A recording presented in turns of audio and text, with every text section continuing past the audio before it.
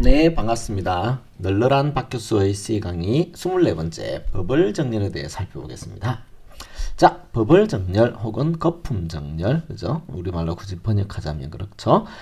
요건 어떻게 하냐면은 두 개의 인접한 원소들을 검사를 해요. 그리고 큰 거를 뒤로 내보내거나 뭐 작은 걸 큰 걸 앞으로 내보내거나 이런 방법으로 하는 거죠.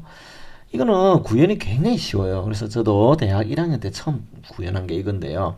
이거는 대신에 이제 시간 복잡도가 n개의 데이터가 있을 때 오더 n 제곱입니다. 그래서 시간이 좀 오래 걸리죠.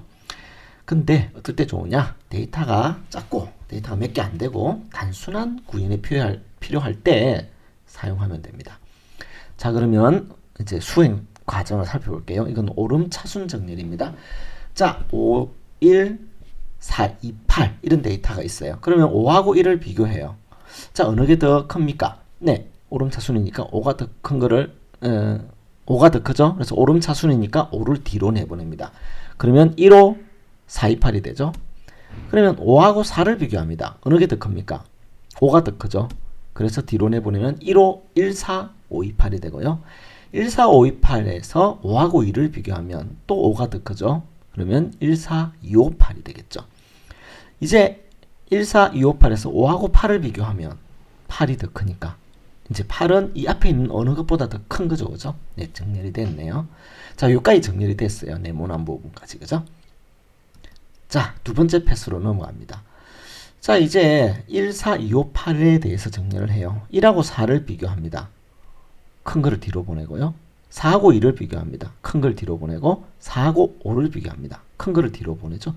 그렇게 하면 1, 4, 2, 5, 1, 4, 2, 5 중에 제일 큰 5가 제일 뒤로 가겠죠. 그러면 5하고 8이 정렬된 거죠.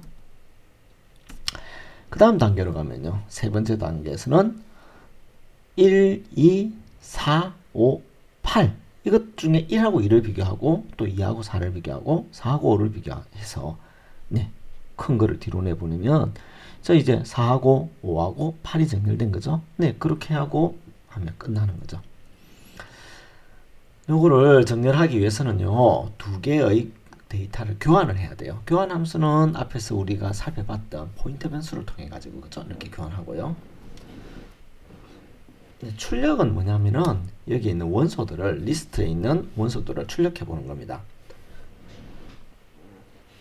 그래서 이거는 역시 for은 for int i는 0부터 i가 n보다 작으면 그죠? n 값을 리스트에 있는 i 값을 출력해 보면 되는 거죠.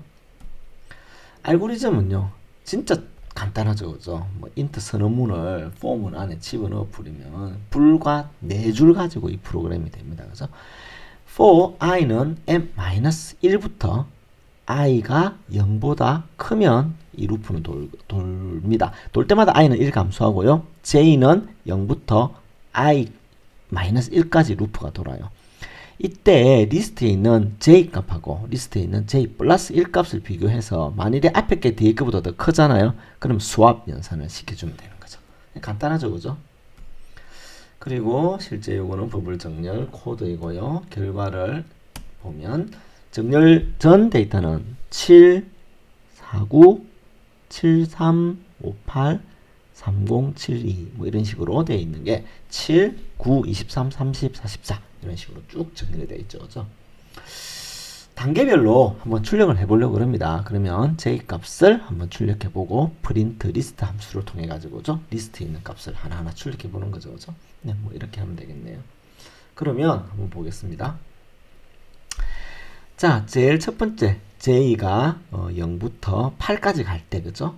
원래 데이터는 7, 49, 73, 58 이렇게 돼 있었는데 7하고 49를 비교합니다. 49가 더 크네요. 그죠? 그 다음 49하고 73을 비교합니다. 73이 더 크죠? 73하고 58을 비교해요. 이때는 58이 더 작죠? 73을 뒤로 보내고요.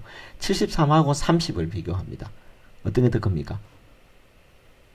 73이 더 크죠? 73을 또 뒤로 보내고 이렇게 하다 보면 제일 끝에 있는 78 이게 이제 제일 끝으로 가겠죠? 이게 정렬이 된 거예요. 이제 J는 0부터 7까지 도는 거죠. 그죠? 이미 78은 정렬이 되어 있으니까 7, 49, 58, 30, 72, 44, 73, 23, 9를 이제 정렬하면 되는 거죠. 같은 방법으로 돌리면 제일 뒤에 73이 가는 거죠. 그러면 73, 78은 정렬이 된 거죠. 그죠? 그 다음 단계에서는 7, 49, 30, 58, 44, 72, 23, 9 얘를 정렬하는 거죠. 그죠? 그러면 제일 뒤에 72가 제일 뒤에 가니까 72, 73, 79가 정렬된 거죠. 그죠? 이런 방법으로 계속 하면 되는 겁니다.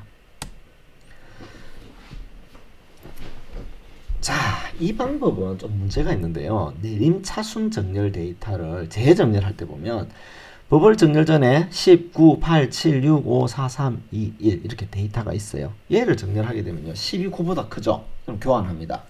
그러면 12, 8보다 크죠? 또 교환합니다. 그죠? 12, 7보다 크죠? 또 교환합니다. 이렇게 되니까 10이 계속 교환되어서 뒤로 시프트 되는 거죠. 그죠? 그리고 앞에 있던 7, 10 앞에 있던 데이터는 9, 8, 7, 6, 5, 4, 3, 2, 1 이렇게 돼 있고, 그죠? 네, 이렇게 되면 비교를 9번 하고 교환도 9번 하게 됩니다. 자, 이제 남아있는 9, 8, 7, 6, 5, 4, 3, 2, 1 이걸 비교해서 정렬하면요. 9하고 8을 비교해서 9가 더 크죠? 뒤로 보내고 9하고 7을 비교해서 9가 더 크죠? 또 뒤로 보내고 이 과정을 계속 반복하게 되면 9가 계속 이렇게 시프트 되어서 교환이 일어나는 거죠. 그러면 8번 비교하고 8번 교환이 일어납니다. 그래서 그러니까 이 경우는 교환도 굉장히 많이 하고 비교도 굉장히 많이 하는 거죠. 그죠? 그래서 이거는 이제 정렬 데이터가 내림차순일 때는 매번 단계의 이웃 값하고 교환, 그러니까 자료 교환이 굉장히 빈번하게 발생하는 건데요. 이 최악의 경우가 이런 경우입니다. 한번 살펴보겠습니다. 우선 맥스 사이즈는 10으로 바꿔요. 그죠? 스왑은 이렇게 교환하는 함수, 프린트 함수. 이거는 우리 요 안에서 인트 선언 해버려도 되고, 그죠? 네, 버블 정렬. 여기서는 버블 정렬 매번 할 때마다 그 값을 이렇게 변하는 걸 한번 살펴보려고 그래요. 여기에 맥스 인트보다는 n이 있으니까 여기 더 낫겠죠, 그죠? 그리고 랜덤 함수를 써가지고, 그죠? 예, 0부터 99 사이의 랜덤 값을 만들어내고 리스트에 집어넣고 정렬 데이터를 한번 출력해보면 정렬 전에 있던 데이터가 7, 49, 73, 58, 30, 72, 44, 78, 23, 9인데 이 중에서 제일 큰, 이 중에서 비교를 한번 해볼게요. 7하고 49 비교해봅니다. 큰 거를 뒤로 보내고요. 49하고 73을 비교합니다. 큰 거를 뒤로 보냈더니 73이 여기로 갔죠. 73, 30을 비교합니다. 큰 걸 뒤로 보냈더니 73이 여기로 갔죠. 그리고 얘를 또 비교합니다. 그럼 또 73이 뒤로 갔죠. 이런 형식으로 하다 보면 J가 8이 되는 순간 78이 제일 뒤에 오는 겁니다. 그럼 나머지 요 놈들을 정렬하면 되겠죠. 요 놈도 역시 두 번째 페이지에는 이렇게 되는 거죠. 그죠? 73, 78이 되고 그 다음에 정렬이 일어나게 되면요. 72, 73, 79가 되고 그 다음은 58, 72, 73, 78이 되고 이런 형태로 계속 비교 교환하면서 최종적으로 7, 9, 23, 30 에서부터 정렬이 다 완료되게 됩니다.